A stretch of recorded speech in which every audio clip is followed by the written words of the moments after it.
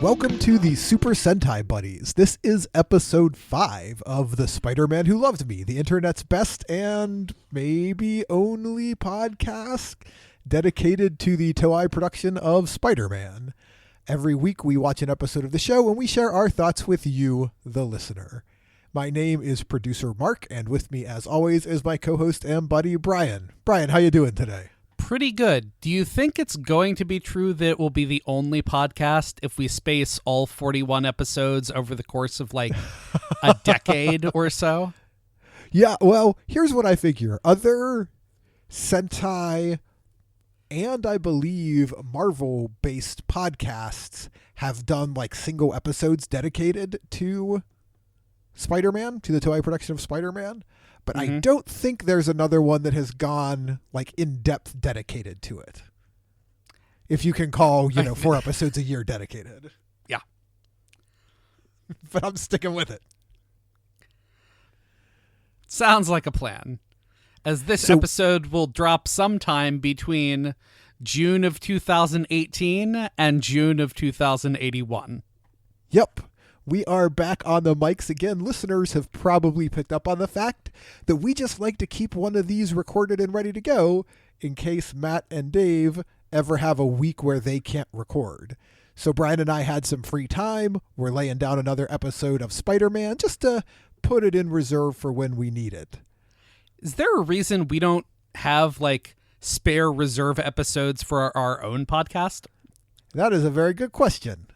The answer is no. Okay. Maybe we need to get Matt and Dave to record episodes of our podcast. Yeah. Oh, that's a thought. So how's it going, man? It's been, a day since we've talked to each other on a podcast? A few more, maybe. A day since we've talked to each other on a podcast. Approximately 2.5 hours since I have seen you. Yeah. The fiction of us catching up on the podcast, whatever podcast we currently happen to be doing together, is always a little bit silly since we see each other 5-6 days a week. Yeah, we carpool, so. Right. But the listeners aren't privy to our scintillating carpool conversation, so they come to our podcast to hear, as Jordan Morris from Jordan Jesse Go likes to say, 2 white guys talking about Nintendo. Yes, that's what I think he says 80% of podcasts are. Yeah, it's not wrong. Let's talk 5 stars, Brian. All right, 5 stars, which we do in a different star way. Exactly. Yeah, as regular listeners will know, the 5 stars is a timely segment where your regular hosts fill you in on amusing things that are happening in their week. It is a kind of weekly highlights section for children. Highlights for children. Sorry. We record these things who knows how far ahead. We could talk about how Father's Day is coming up, but this episode might not drop till October. Who knows? So to avoid that particular snare, not that anyone would care. We are probably the only 2 humans who care about this. Anyone's going to be listening and be like, you're talking about the just announced Mystery Science Theater live show. I know that was announced in June. You frauds. The audience really doesn't like us in this scenario. I mean, that's probably true. I like to imagine a hostile audience just annoyed that we aren't Matt and Dave. I mean, I'm sure that audience is there and exists.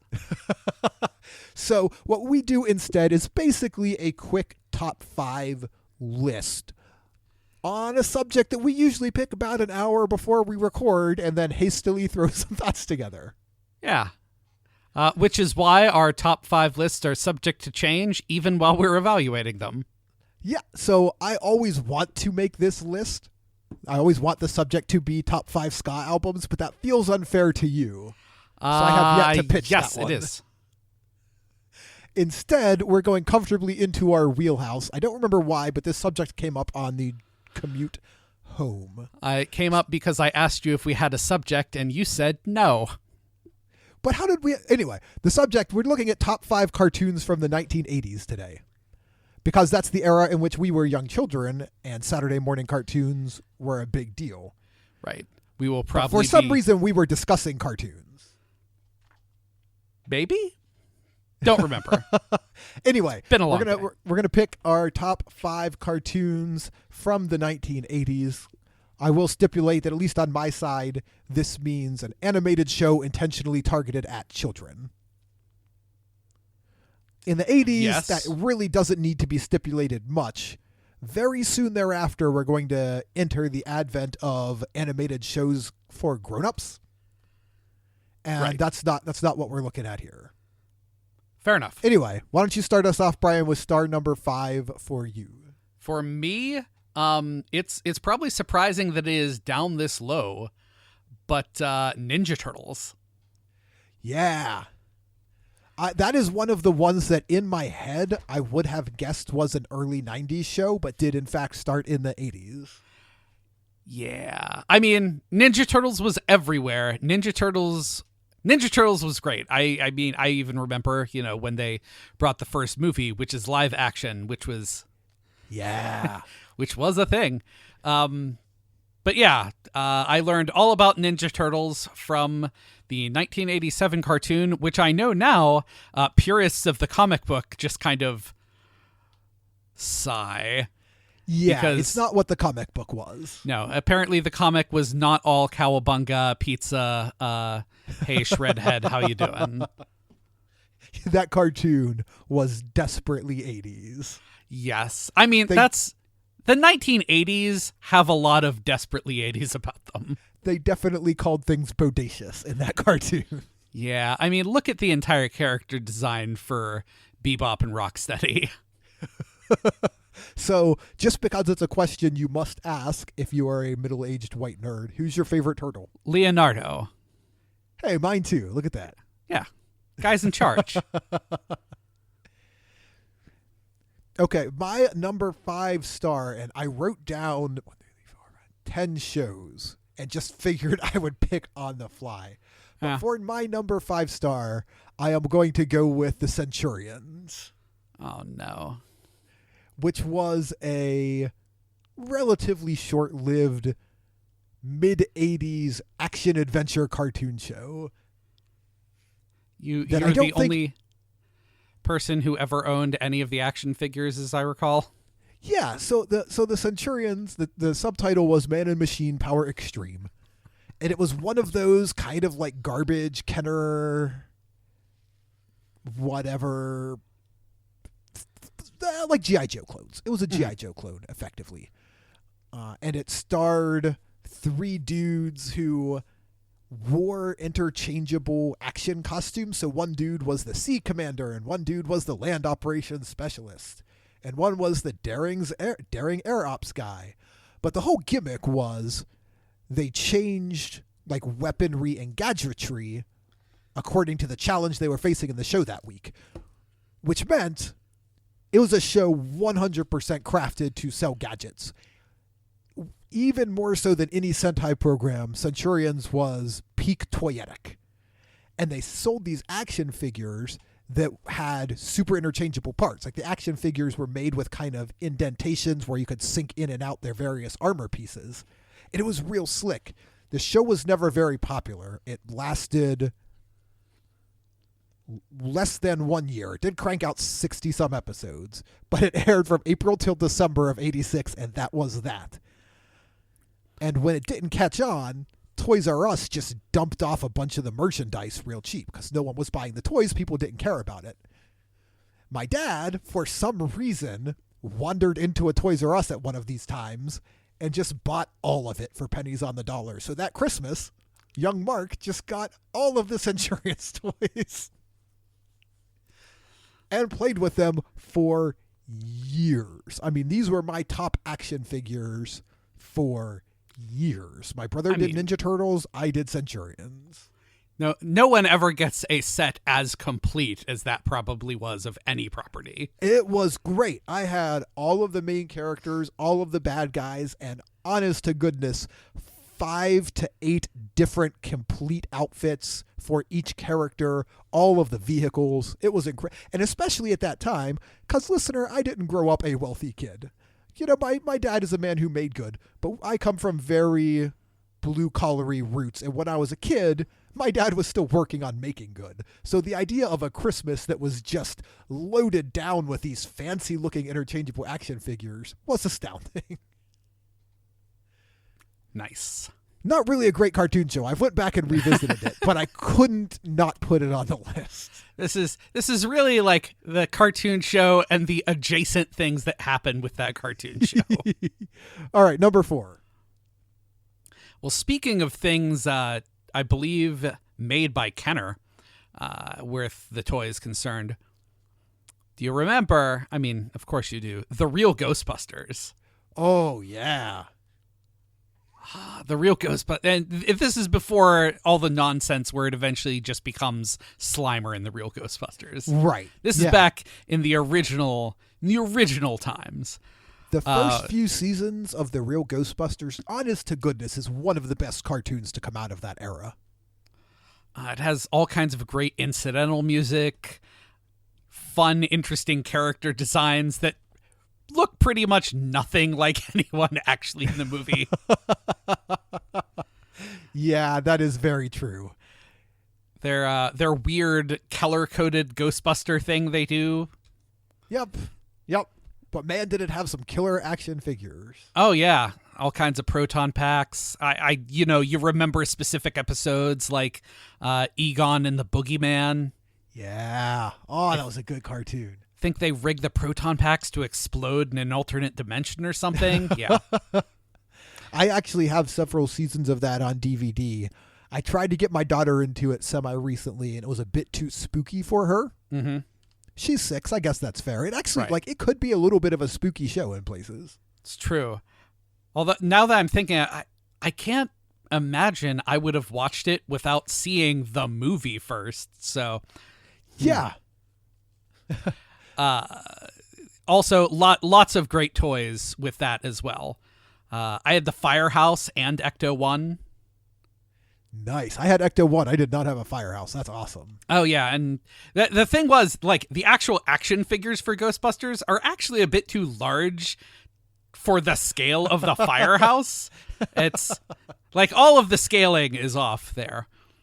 But yeah, it was all pretty great. I also had like my own proton pack, and I can't remember if I had a PKE mater. I also had, the ghost trap itself, step on it, Right. thing opens. That's yeah. awesome.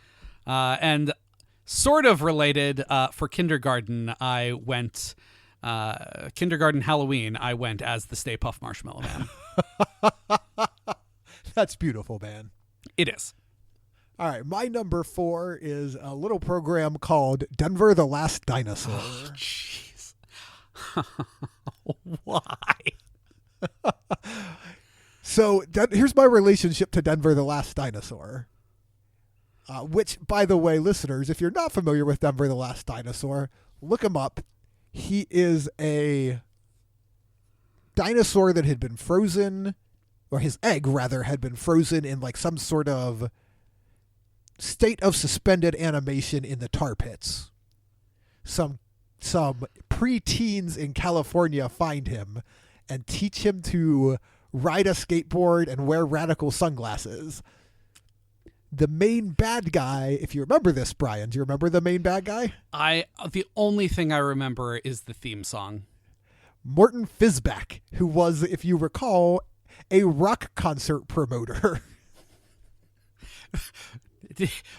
Was he considered too threatening for Gem, or? No, he wanted to use Denver to make money. He wanted to use him as a concert promo tool. Okay, I mean, that is delightfully 80s. There is also like an E.T. plot line at some point with a professor who wants to do experiments or something. But the guy I remember is Mort Fizbank. Anyway, my relationship to this show, very briefly, is I didn't initially see it on television. But when we moved to Pennsylvania, before I made any friends, we used to go to the video rental store. Okay. And I rented tapes of Denver with like 4 and 5 episodes on it. And my brother and I just watched tons of Denver the Last Dinosaur. Boy. It's not a. It's another one that it's not a great cartoon, but it is so specifically evocative of the 80s era. It does have a really catchy theme song. And I have such a soft spot for it. I feel like my list is going to line up with shows that were good, and your list is going to not do that. I'll close out strong, I promise. Okay. What's number 3? Number 3 is Rescue Rangers. Oh, good call. That's 80s? I would have thought that was 90s. I think it start there's a lot of mine that I think straddle the line, like they start in 89 or whatnot, but that counts. Part of that beautiful Disney afternoon lineup. Yeah, I mean, Rescue Rangers was great. Like I can't even explain why it's great. March of 1989. Nice. But it was the thing about that Disney afternoon. You can't it just had magic, and it's hard to explain why if you try to outline the premise of Rescue Rangers or Tailspin. Right.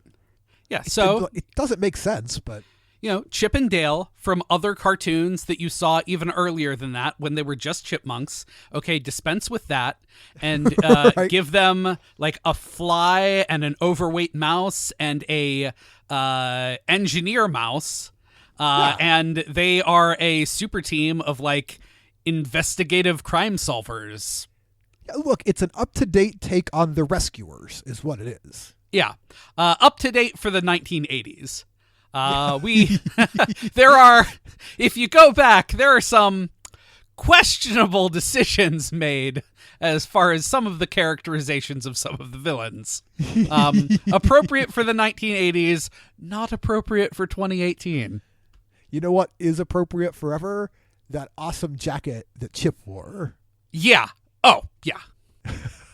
Okay, so I will yank us back onto... yank my list back onto more solid ground with my number 3, and we'll talk about for just a minute Inspector Gadget. Okay. Which only ran for 2 seasons but had close to 100 episodes. Here's a thing I didn't know about Inspector Gadget. I looked this up to be sure because it's another one that I thought was 90s. It initially ran 83 to 85. That show ran when we were babies. Wow. It just stayed in syndication forever. Well, I mean, a lot of these are like that. Rescue Rangers only runs from March 4th, 1989 to November 19th, 1990. I think instead of what is done now, where they get to that 65 episode order, over the span of a few years, I think they just, here's 65 episodes. Okay, that thing is done. So Inspector Gadget features the lead voice talent of Don Adams, who, I mean, he's known for a lot of things, but probably best known for being Maxwell Smart, right? From Get Smart, one of the best sitcoms of all time. Is it even a sitcom? What would you call it? It's probably a sitcom, yeah, right? It's a situation comedy, yes. Yeah. It's not a drama. So it is also, and this is just for you, Brian, a production of that famed Canadian studio Nelvana. Wow. That produced the 2007 era Warriors of the Hidden Strongmen or whatever it was we reviewed. That smash 2007 Greek history cartoon program, and I do not remember the name of it. Also produced the Boba Fett cartoon from Star Wars: The Holiday Special. Yep. Anyway, that's number 3 for me. It's Inspector Gadget. If you don't know what Inspector Gadget is, shame on you. Go watch it. It's incredible. They've rebooted it. Netflix is doing a CGI version. It's not bad. It's not Inspector Gadget that we know and love, but it's a pretty decent reboot as far as these things go. Do Penny and Brain still have to solve everything? Yeah. Oh yeah. The format is pretty consistent. Fair enough. Number 2. Number 2 for me, The Adventures of Teddy Ruxpin. Oh, good call. Probably my first introduction to serialized television. Teddy Ruxpin had arcs. Teddy Ruxpin had major arcs, yeah. And they were consistent with the audio tape and book stories. Yep. I had a Teddy Ruxpin. Fun. Yeah, so listeners, you may not know this. Teddy Ruxpin was a bear who went on adventures. Yeah. And well, an Iliop. Okay. And look, it's something I knew, and I figured I had to throw that out there. They produced a Teddy Ruxpin doll that was animatronic, and you could put a cassette tape in it, and it would tell you the story as narrated by Teddy Ruxpin. It was the coolest toy. Yep. I don't know why. It was just a tape deck with a mouth that moved, but it was awesome. Fun fact, apparently there might be a new series in development. Ooh, interesting. I have seen new Teddy Ruxpin dolls on the shelves when I poke around the toy aisles with my kid. Yes, hypothetically, it looks like, and you can cut this for time. This might just be for us, but it looks like the Wikipedia article suggests in 2018 it was announced that Alchemy and the Jim Henson Company will make a new Teddy Ruxpin TV series. The series will be animated in a digital puppetry form and be aimed at preschoolers. Huh. We're not going to cut that for time because that's going to connect me to my number 2 star, Muppet Babies. Nice. Yeah, so Muppet Babies gets it's divisive in the Muppet fan community. It's not hard to figure out why. It's a weird, childish version of the Muppets targeted directly at children. Right. It is less divisive for us because we were children at the time. Right. And it is actually, in a lot of ways, my introduction to the Muppets. I think I was into Muppet Babies maybe before I was into Sesame Street. Wow, that seems like that would be difficult to do, but all right. Well, we didn't get PBS when I was real young, so I came to the Sesame Street train just a little later. Right, because you lived in Texas. Right. But for some reason, I had access to Muppet Babies stuff. I also watched Fraggle Rock only when we visited a friend who had HBO. Not my friend. My parents had a friend who had HBO, so I could watch Fraggle Rock when we visited. But Muppet Babies, A, is really clever, and B, featured a lot of stock footage from movies such as Star Wars and Indiana Jones. So much stock footage. It was extremely in my wheelhouse. And it's just a good cartoon. It does hold up pretty well. I've watched it with my kid. It's still really fun. I still want someone to explain to me why there still is not a live-action Skeeter. Yeah, well, I've got bad news for you, my friend. Oh? I mean, technically, no, Skeeter is in universe. Uh-huh. She has been addressed in, there's been a live-action... I forget what they call them. They're stand-ups, so they do stand and shoot stuff, or when they do Muppet promotional images, or Muppet calendars, or Muppet picture books. Okay. So there has been a Skeeter. The official explanation is that she became an adventurer safari person. Okay. And is just traveling all the time. Okay. But the bad news I have for you is that they are rebooting the Muppet Babies. Okay. You may be aware of this fact. I'm not, but I am now. CGI puppetry style, the same way they're doing apparently Teddy Ruxpin. Okay.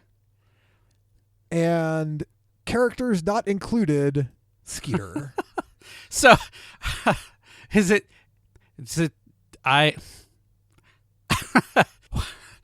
there just some secret internal Muppet conspiracy against Skeeter?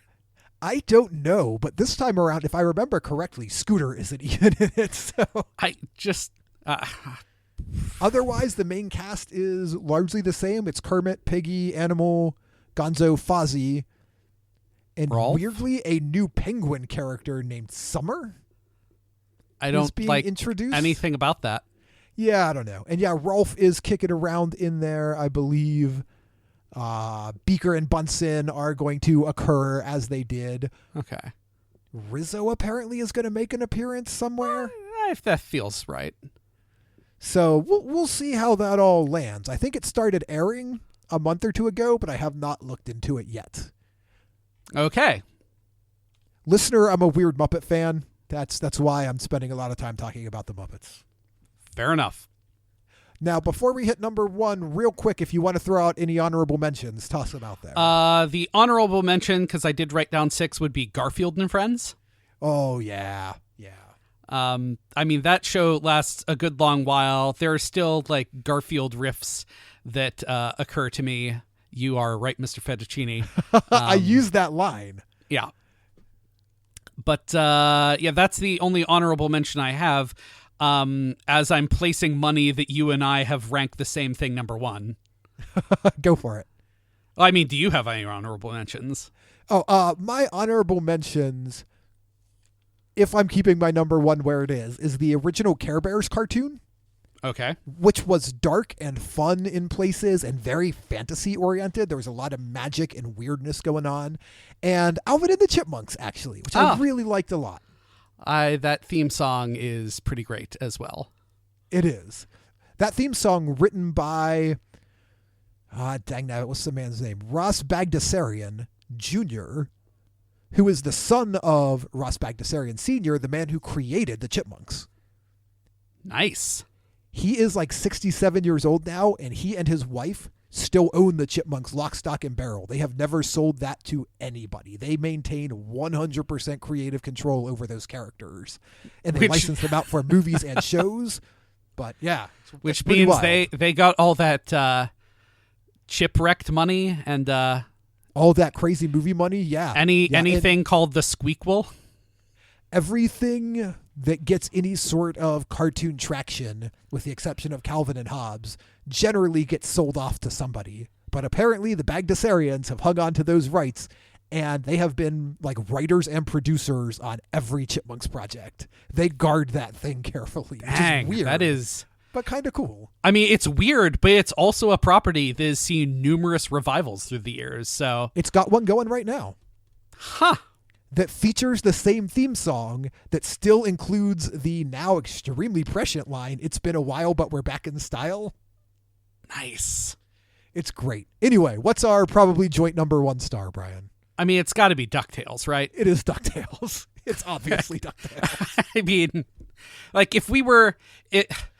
I would say if we were doing like an all cartoons, only Looney Tunes is going to have any kind of competition with DuckTales, and DuckTales probably still wins. It's such a good show. It's so good.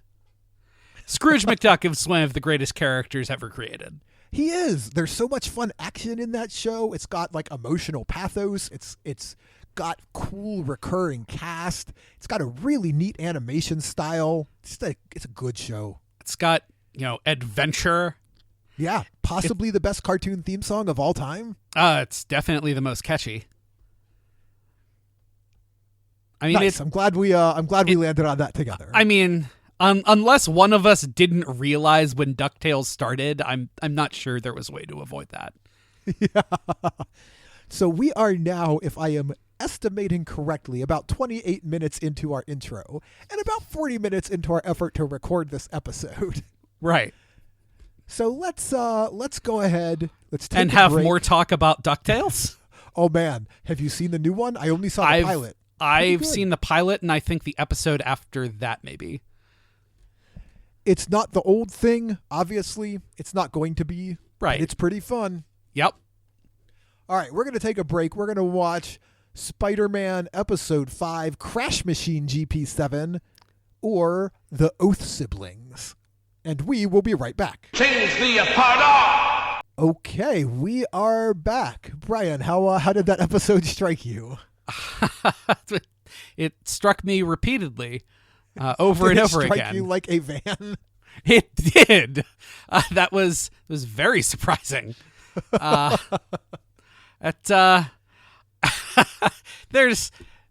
a lot to unpack in this episode, even though not a lot happens necessarily. Yeah, not a ton of action, but there's a lot going on. This episode is pretty emotionally intense. This might reach some Jetman levels of raw. Yeah, it is pretty raw. So to take a 2-minute stage setting for any listeners who might have joined since the last time we did one of these, Spider-Man is a co-production of Marvel and Toei, the Japanese company that produces the Sentai series. It happened in the early going. It may even predate most, if not all, of the Sentai programs. So they're still kind of working out some kinks in the formula. Our background story is that a several thousand-year-old warrior named Garia from the planet Spider has been hiding out on Earth since a villain named Professor Monster and his Iron Cross army destroyed Planet Spider. Shortly before Garia died, he transferred his spider powers onto a local Japanese boy named Takoya Yamashiro. That's our Spider-Man. Is that a fair summary? Yes. So I will note, and I'm only going to say it quickly, but I have to note this every time because it's always a few weeks or months between when we watch these. This theme song is still amazing. It is amazing. Can you explain to me, though, why Spider-Man's web has like light bulbs in it, bright, lighting up and blinking out? I don't know what that's about. And while this theme song is very amazing, maybe not amazing enough to play 4 times in one episode. Oh, but we should try. So we open on a classic shot of like a military convoy, right? Yep. Some jeeps and some sort of light armored vehicles speeding down a highway. And then a bunch of the putties of this universe, which are called the Ninders. A bunch of Ninders jumping over a fence and invading what we are later told is as a military industrial, what'd they call it? Just like a military base, effectively. Yeah. They don't call it a base for some reason, but it's a military base. Right. Bunch of guards catch knives in the neck. Yeah, we start this one out pretty aggressively. So very often in Spider-Man, like in most of the Sentai shows, there's a lot of karate, and it's not always karate, obviously, but it's a lot of what America calls karate, which is any form of martial arts. Right. So there's a lot of martial arts. There's a lot of kicking and vague suggestions of people being injured, but not necessarily a ton of on-screen deaths. And we open this episode with guards just catching knives in the neck. Right. Also, there's no karate unless you count bullets. Yeah, none at all. They just jump over that fence and start knifing people. Knifing people, gunning people down. Like I forgot about the guns, yeah. Yeah, the Ninders mean business this week. Yeah, Iron Cross Army has really, really upped their game between weeks 4 and 5, which I guess is fair because last week they had a computer-designed perfect plan and it didn't work. Yep. So now it's just straight up murder. Yep. Now just guns. So the Ninders are being led by, I don't know, like a kind of bird monster. Yep. Who has no special bird powers for this mission. Like, I don't know why there's a bird monster here. Yeah, it's very strange because he looks cool. The first thing I wrote down is that this is a neat looking costume. And especially in the early going of these programs, the big rubber monster suits they vary in quality. But this guy looks cool. I was excited. It's like, all right, this looks like we might have a neat bad guy.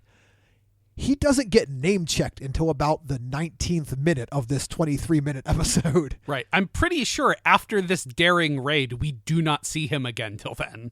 No, and we don't get any origin story for him. We don't see why Professor Monster created him or what his secret powers are, which I think are just gun hand. Yeah.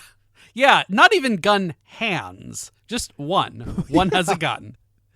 So he's leading the Ninders in a raid of a military complex. They are taking a bunch of Missiles. Missiles, yeah. It's even stamped right on the side of the crates. In English. In English. In case you needed to know, missile. So they're here just taking a bunch of missiles, throwing them into the back of the aforementioned Jeeps and kind of light armored vehicles and speeding away. From there, we take a hard cut to our boy Takoya, who continues to triple down on being the worst boyfriend. He really is. Like, I do not know why Hitomi is suggesting marriage here.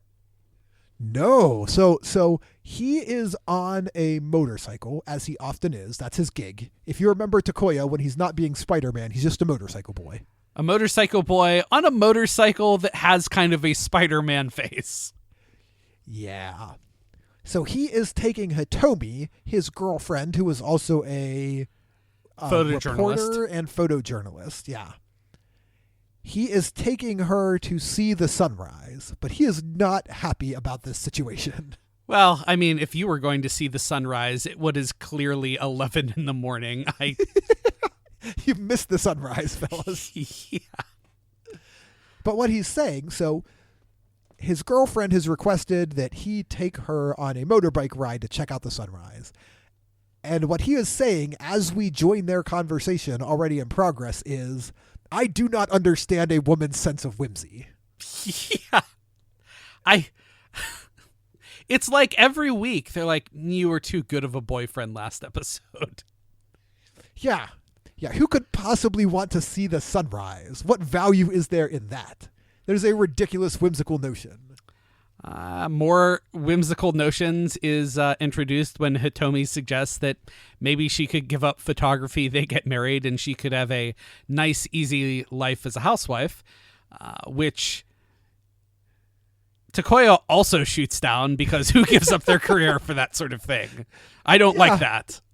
So it's a weird move, right? Because there is a place where in the 1970s or 80s, telling your girlfriend or wife, like, no, I don't expect you to stay at home and give up your career. That's fine. That is a good, progressive, solid outlook. What is not fine is demanding of your girlfriend or wife what they will do with their time. Yes. Or belittling them for their choices. Because you know what? Staying home is also a valid choice. Again, Spider-Man, not the best boyfriend, which I guess tracks to some degree from the source material. Yeah, because she's being a little cheeky, to be fair. Yes. She's teasing him a little, but he does not tease back. No, he lacks a sense of humor. He sure does. What he does not lack is a clear vision for what he needs in a wife. Yes. Know what other kind of vision he doesn't lack? Apparently X-ray vision. X-ray vision! This is delightful because it continues, I believe, our 5-episode streak now of introducing new and baffling powers every week. Because they drive past the armored vehicle that apparently the narrator informs us Takoya can see inside, and he knows what's there. And of course, since we said missiles is stamped on the inside, like he can read it. Yep. So he sees... We don't get treated to this. We don't get a visual representation of his X-ray vision. Nope. But we know, because we saw earlier what's going on. He sees a bunch of ninders crouched down in the back of some vans with boxes that say missiles on the side. This is his big break because he has been hell-bent on revenge against the Iron Cross army for however long he's been Spider-Man now. Yes. And he can't find them. He doesn't know where they're coming from. Finally, here's a break. He sees them. He's on his motorcycle. They're in trucks. He's faster than them. He can follow them and figure out what their deal is. He can find their base. Just first we have to ditch the girlfriend. Yeah, absolutely. We can't be dragging a woman along to this man's work. Right. And he just stops and says, get off. They're in the middle of nowhere. No, well, yeah. What's he going to do? Say I'm Spider-Man? We can't have that. Right. But he doesn't even try to say, like, I don't know, anything. Or even, I'm very sorry I can't explain. He doesn't even say that. He doesn't even offer, like, look, I know this is going to sound insane. I know we came out here to see the sunrise and I'm leaving you in the middle of nowhere, but I'm your boyfriend. You need to trust me. Nope. He just says, get off the bike. And she does, and he speeds away after that truck. He sure does. He speeds away and they blow up his tire. Yes, they blow up his tire on his bike as he is in a shot riding definitely not at them. Right. There are a lot of weird cuts and perhaps not completely thought out set pieces in this episode. I very much got the impression that the day we recorded the military convoy and the day we recorded Spider-Man on his motorcycle were not the same day at all. Probably not. Because they blow off the tire. They blow out his back tire, despite the fact that he was driving at them. And also despite the fact that when his tire explodes into sparks and flame, there's no one around him. There is no vehicle he's trailing or anything. No, they just shoot him down and then inexplicably they wreck as well. Although we get an explanation in a minute. The explanation is at some point they all apparently just jumped out of the van into a different van. Yeah, well, Spider-Man had to wait for the GP-7. Yep, because his bike is broke, so he calls the GP-7.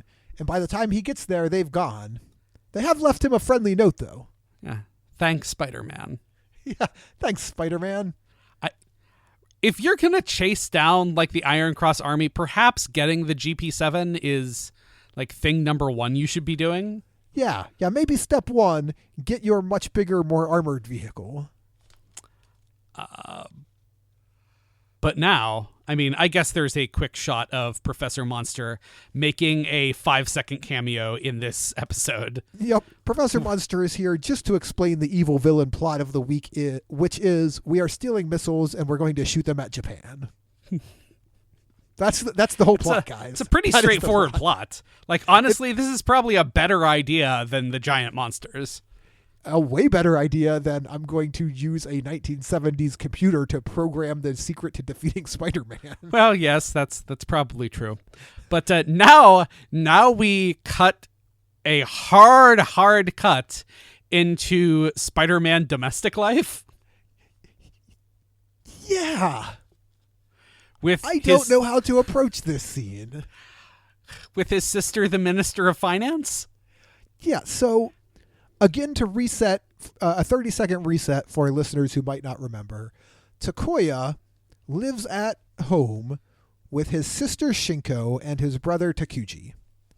Yes. Their father died in the pilot episode. Right, which is why this quest for revenge exists. Right, that is the quest for revenge, both for his dad and for Garia, the last survivor of Planet Spider. So Takoya is, at this point, the de facto head of household, or at least so we have been led to believe for the first 4 episode. He is the only one not in school, at least, which is, I presume, how it is legal for his siblings to stay with him. Right, but apparently we have made a sexist error because he does not control the money happening in this household. No, he does not. His sister is 100% in control of, apparently, all financial decisions. Right. The younger brother refers to her as the Minister of Finance. I love that. That's really fun. Yeah. We have some very good friends of the show who are also members of the Retrograde Orbit Radio podcasting family, Lucas and Meg, who host Amera Eurovision and co-host Mount Olympus with us. Lucas he works in economics for a living. He's a professor. He teaches economics. And when they sit down to have budget meetings, Meg refers to him as budget committee. Yeah. So that kind of reminded me of this. Yes, very much so.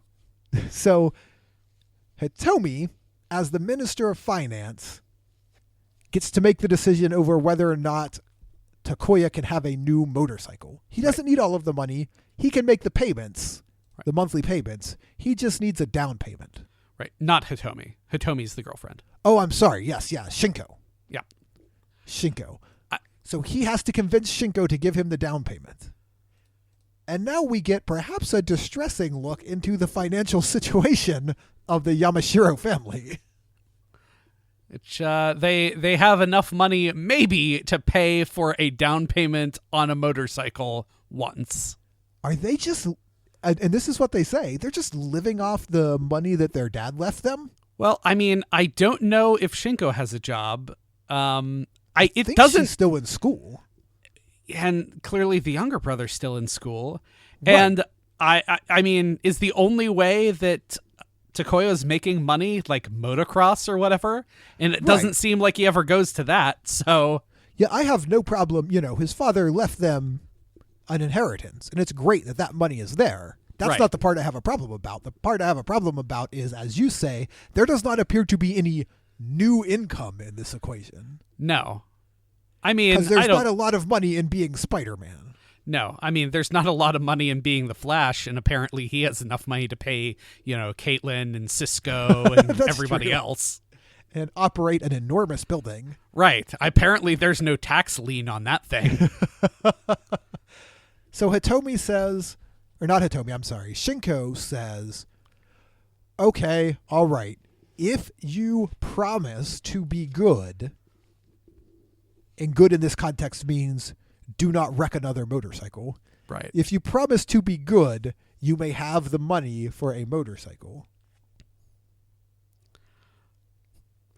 I like how he somehow, I mean, maybe I'm wrong. It doesn't seem like that design of motorcycles should be that common, but apparently he gets a new custom job that looks exactly like the old one. Exactly like his old one. And here, by the way, we get from Hitomi, who has strolled into the scene just to watch it unfold, we get an understanding of marriage. Yeah. Because Hitomi says, oh, so this is how you get him to do what you want. Got it. I will just keep a firm grip on the purse strings after we are married, and he will have to do what I want. It sounds like they're headed off for wedded bliss is what this sounds like. This is the worst couple ever. I mean, to be fair, perhaps this is just a little bit of venting because she looks a little tired, as if she has just had to walk here like for 10, 20 miles. Oh, yeah. So she's still chatting about getting married, though, and at no point does she hit him and say, "Why did you leave me behind, you dirtbag?" I guess she's used to it. It's kind of a feature of their relationship. Yeah, this is a bad relationship. It sure is. It sure is. He's going to condescend to her nonstop, and she's going to lord money over him. It'll be great. It sounds like a super healthy relationship. Oh, sounds terrible.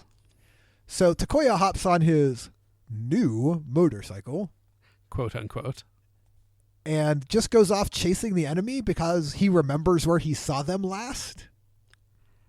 That's the explanation the announcer gives us. You saw them last on the side of the road where they had ditched their vehicle in a double-blind bluff to trick you. Right. So they're probably still there.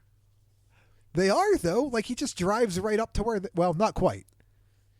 He drives up to the highway outside of where they are. What's going on is the Amazoness. Remember the Amazoness? She's the commander of the Iron Cross Army. Yes. She is making sure the Ninders are unloading all of these missiles and getting them prepared for, I guess, the attack on all of Japan. I guess. I mean, yeah. And some rando 5-year-old boy is watching through a window. Right. The one in the Brazilian soccer shirt? That's him. Yep. His name, by the way, we will find out later is... oh, nuts, I lost it. All right, well, we'll find out his name later, I guess. It's in my notes somewhere.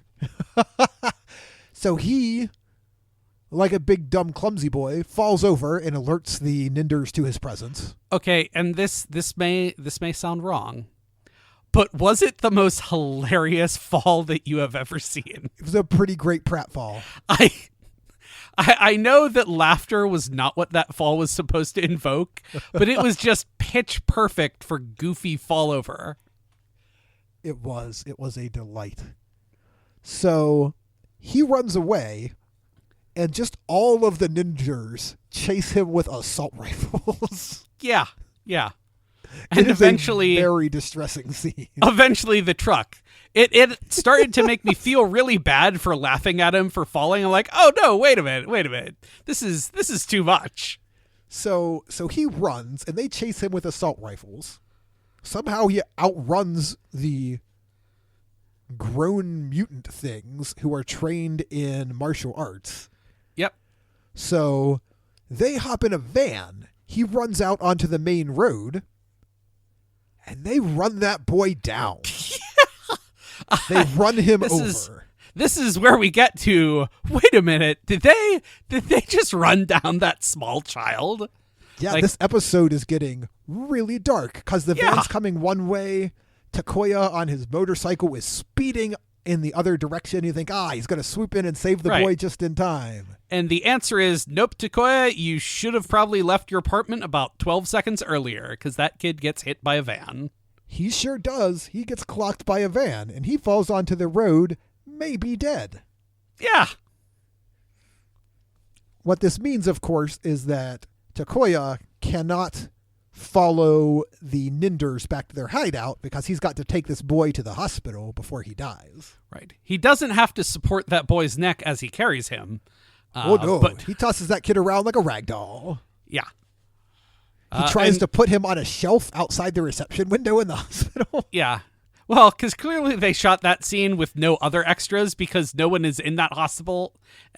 No one is in that hospital, and then suddenly, 4 people are in that hospital. They are the only 4 people who work in the hospital, by the way. He is just running around, waving this boy like a rag doll, yelling, "Somebody help him!" From a visual perspective, I thought, it hit his head. Yeah, he definitely has a head wound. There's some internal issues going on. From an external perspective, there is one small cut on his forehead. Is all we can see visually that's wrong. Right. What we find out, though, from a very suspicious-looking doctor who uses a small lens to look in the boy's eye for one moment and then says, this boy is going to die if he doesn't get a blood transfusion. But we're short on... He said, but we're short on blood. But he didn't say it in such a fashion as to suggest that they're out. It's like, well, I mean, we don't have a lot of blood. Right. And, I don't know that we can spare any. But sparing the blood until you run out is kind of what you're supposed to do here at the hospital. He's like, I don't know. Yeah, the doctor looks at his eyes and says he needs a blood transfusion, but we don't have much blood. So he is going to die, is what the doctor says. Yeah, I guess that's tough. Yeah, I can identify why they don't have a lot of blood. Because in a minute, we're going to see a procedure that is absolutely not how a blood transfusion works. Oh, man. Oh, yeah. So Takoya says, check his blood type. I will donate. I'm B negative or something. I think he'd just B, but yeah. And the boy is B. The boy has the same blood type, so they're going to do a transfusion. Right. Again, a very sketchy doctor is performing all of these medical procedures. Yes. And during the transfusion, both Takoya and the boy have dreams. Yep. The boy I get, he goes into surgery. Well, he goes into something the show calls surgery. Yes. For several hours. Takoya appears to be conscious and just laying on a bed giving some blood. I don't know how he had time for dreaming. Visions. Okay, look, sure. It is a classic Spider-Man plot line where old Peter Parker has to donate some blood and, what are the implications of donating this weird spider blood to people? Yeah, and it's a good one. It's a good classic Spidey plot line. So he donates some blood. They wheel the boy into surgery, quote unquote. And he has dreams of a spider. Yep. Would you like to describe surgery for us? They seem to be poking around his stomach, maybe? I'm not clear. Are we doing a blood transfusion? Are we repairing like internal damage? We only talked about the blood transfusion. At no point do they seem to be actually giving the patient any blood. No, that never appears to happen at all. They just wave a bunch of vague medical instruments at the camera lens for a while. Yep. As my notes say, that isn't a blood transfusion or how it works. This is a bad hospital. And then the doctor leaves the surgery room, finds Takoya, and says, "That boy hemorrhaged real bad. He's probably not going to make it." Yeah. This is the most depressing doctor. Yeah, he really is. No hope. Doctor no hope at all. Yep. So Takoya has to stick around. He's got to see what happens to the boy. And he dispatches Shinko, Takuji, and Hitomi to go find the boy's parents. He does this by giving them a photograph of the boy. Right. A photograph. Did he take it while he was in surgery, or? I have no idea. Where Maybe did Hitomi this took it. She's a photographer. That's true. And she's an ace reporter because they're going to walk out. He's going to walk down the hallway and then suddenly they are back with this kid's entire life story. Yeah. He gives them a black and white picture and says, "Please search all of Japan for this boy's parents." Right. And they are gone for generously 4 minutes. Yes. Where they come back and report that his parents are gone for generously forever. Yeah. So this boy's name is Ichiro, we find out. His parents died very recently, and he was put into the equivalent of Child Protective Services. Right. And he's going to be shipped off to the orphanage. Right. He does not want to go to the orphanage, so he runs away. Right. I mean, sad story, but wow, that was some ace crack detective work there. Sure was. She should be running the newspaper. Yeah. Can you here's a photo. So is there any information? No contact information. And he's an orphan. Identify who he is, where he used to live, all of his living relations, which apparently are none. Yep. And then the announcer pops in to tell us there is no one who can be here for this boy in his last moments. This show's getting real dark.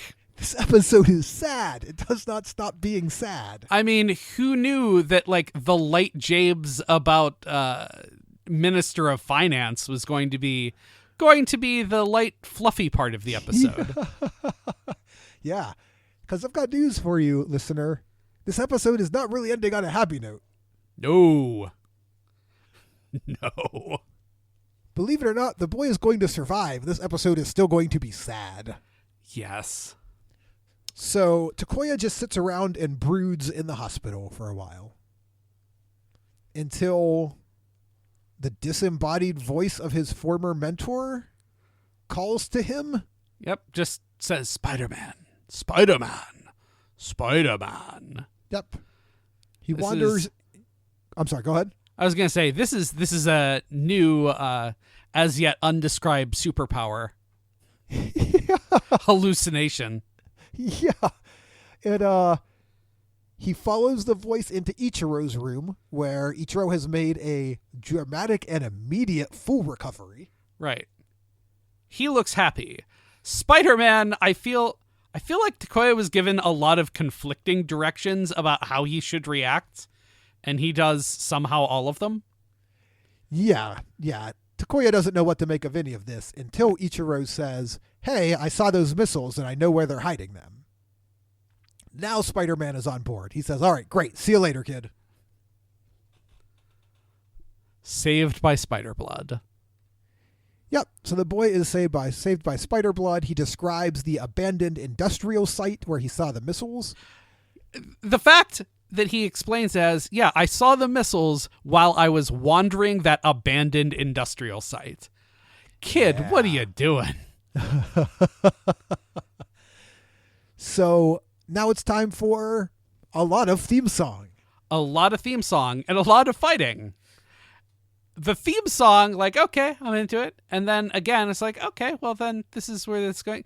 Okay, again. And then, oh, now we're just doing an instrumental version of the theme song. Yep. There was a lot of Spider-Man going around this base. A lot of different shots, some of them cool, some of them utterly nonsense. Yeah. Like where Spider-Man is halfway up a wall and no one looks up, or I guess has peripheral vision. And he is just inexplicably spinning at the torso. Yeah. There's a place where it's Scarro and hands are reaching up from the ground. Yeah, apparently Ninders have secret digging powers, because one of them definitely attacks him from beneath the surface of the earth. Yeah. Also, somewhere in there, Spider-Man hangs a guy. Yeah, he sure does. Yep.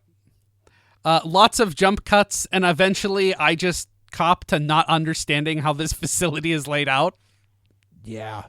This is, so every episode of Spider-Man, when the action, like when the third act starts and the kind of fight scene kicks in, features the theme song playing over a montage of Spider-Man attacking some Ninders. But this is a very, very extended version of that. Yeah, it just goes on for a while. I don't know. Maybe we cut back on some of the marriage subplot that was supposed to be there, because there's also get way more of that goofy crouch run than I ever need to see. Yeah. Okay, I at least am willing to give him the crouch run when he's actually sneaking about a place. Sure. But there are times when he is just walking over to the GP-7 like that. Apparently, if he is in the costume, that's the way he has to walk. Look, there was one time where he was being chased by Ninders and he was running away like that. I don't understand. That is the least sensible way to run. It looks, there is... Early in the animated movie, The Emperor's New Groove, there is a scene where the muscly henchman named Kronk is tiptoeing around humming his own theme song music. It looks just like that. Yeah. I like to imagine that Spider-Man actually hears the Spider-Man theme song while he is in combat. I mean, I'm not sure that he doesn't. When the theme song finally finishes its whatevereth playthrough, the Amazoness pops back up for about 3 seconds. Right. To Shocked order, that Spider-Man is here. just astounded. How could this possibly be? So she orders, do you remember that guy in the red bird suit from the beginning? Yep. Here he Briefly. is. She orders him. His name, by the way, we now find out is the Machine Bem Shojinjin. Something like that. The name is longer than how much he's in the episode. Yep, it does not matter because, again, he has nothing, no backstory, no powers. Nope. He's got kind of a gun on his one fist. He doesn't even try to fight Spider-Man. His first move is to grow. Yeah. His first move is to get big. Yeah. Then start using gun hand. Yeah, then start using gun hand. I mean, Barrett from FF7 has a better gun hand than this guy. He does, though, however, manage to shoot the GP-7 out of the sky. Yeah.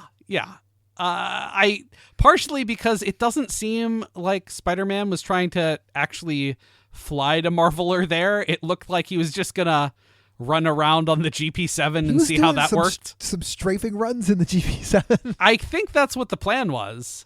Because he was doing some strafing runs, against the evil van and team of Ninders before, but yeah. Good news, though, the GP-7 completely unharmed by being shot out of the sky by an enormous robot machine gun. Yep. Just it's a little scratched, and Spider-Man has to fight a little bit more on the ground, but then promptly gets back into the GP-7. Yep, just hops back into the GP-7, rides it into Marveler, transforms into Leopardon. Change Leopardon. Love that Leopardon. Yep. And the show ends. I mean, the show doesn't. The combat ends. Because as soon as Leopardon shows up, he just rips off a sequence of special moves, and we're done. Strings, arc turn, sword vigor, dead. Yep. Okay. Combat done. Japan temporarily saved from the threat of their own missiles. Yep, I guess they must have exploded in the truck or whatnot, maybe? Sure. And our final scene is, remember that good boy Ichiro, the 5-year-old who makes bad decisions? Yep. He's just running down the middle of the highway. Yep. Well, I mean, Spider-Man is standing in the middle of the highway, so it's not entirely his fault. He got hit by a van like yesterday. Look, Why the are they spider running blood down the didn't make road? him any smarter. Yeah, it clearly did not. And Spider-Man gives him a big hug, and he says, I know your secret identity. Yeah. Because this boy has figured out what no one else in the history of comic books can. It took him less than a day to say, hey, you're Spider-Man. I know you're Spider-Man, and I know Spider-Man is that guy who saved me yesterday. You're the same guy. Well, You're look, obviously the same guy. I think we've intuited that the spider blood in this universe has a whole different host of powers that are passed on, so. True. Yeah. And here is what's great. Do you know what Spider-Man, do you remember what Spider-Man says to Ichiro initially? Is it the part about being blood brothers forever? Not yet. He says, I defeated the truck that tried to run over you. Yes, I defeated the truck. I defeated the truck. Not I got back the missiles. I defeated the bad guys. I shot down the giant monster. I defeated that truck. Yep. That evil truck. That evil sentient truck. Yep. I mean, it is this universe. It could have been evil sentient truck, but it wasn't. And now Ichiro says, we're like blood brothers. And Spider-Man says, we sure are. We're brothers. And Brothers Ichiro forever. says, so I can come to live with you, right? Absolutely not. No. Yeah. We aren't. I mean, we are blood brothers forever, but no, you need to go to the orphanage and deal with people like you dirty orphan. People like you. Yeah, I You think need to go hang out with the other sad, empty children. right. You need to be with your own kind. Yep. Guy, isn't he an orphan at this point? Yeah, Like, he is. He's a grown-up, but he's an orphan. Right. Like, his parents, one was out of the picture, one was killed. Like, His I'm younger pretty sure- brother, who is pretty close to age to Luichiro here. yeah. Yeah, I feel like perhaps there should be room in Spider-Man's heart for this. I mean, I guess it's the whole secret identity the rest of his family doesn't know, but Spider-Man just shoves that boy's hug right off of him. sorry, kid, you can't be involved in my revenge plot. But we're definitely still brothers, okay? We'll see. Yep. I'll see you later. Yeah, see you later. Later sometime, half past never. Get out of here, dirty orphan child. And in case you did not get the full effect of that very sad message, the announcer comes on to tell us Spider-Man cannot afford to be sentimental. He must stay true to the battle of revenge. Takoya is hard as a coffin nail, man. He is. Takoya is hard as nails. His quest for revenge might destroy this boy. Like, this is the grim, gritty reboot of Spider-Man. That's what this is. Yeah. He does not care about his girlfriend. Nope. He is straight cold to that orphan boy. Yep. Whoa. It's the only person he answers to is finance committee. Yeah. And I think that'll do it. Do you have any closing thoughts? No, just he's real harsh. Yeah, just cold. I mean, All right, if he at least could have found like a nice light way to say no, you can't come live with us, yeah, and there didn't has to be double a down on smoother kiss off. yeah, smoother than you need to go with your own kind, like orphans and stuff. Yes. Ugh. That's rough. And that is where we will end this week's episode of the Super Sentai Buddies. Yep. As we like to do at the end of the show, we will remind you that the Super Sentai Buddies is a sub-series of the runaway smash hit podcast, the Super Sentai Brothers, a production of Retrograde Orbit Radio. You can find the show on Twitter at Super Sentai Brothers. You can find Retrograde Orbit Radio on the web, www.retrogradeorbitradio.com, where you can check out all of the cool podcasts that we have on offer, including a really neat co-production with the good guys over at Hey Jake and Josh, looking at the James Bond franchise. Called Spectre. Called Spectre, yeah. Go find that. It's fun. Until next time, hopefully Matt and Dave will be back next week in whatever week you are listening to this on. So until next time, I am producer Mark. I'm Brian. And we will see you next week for the second greatest show on Earth. Spider-Man.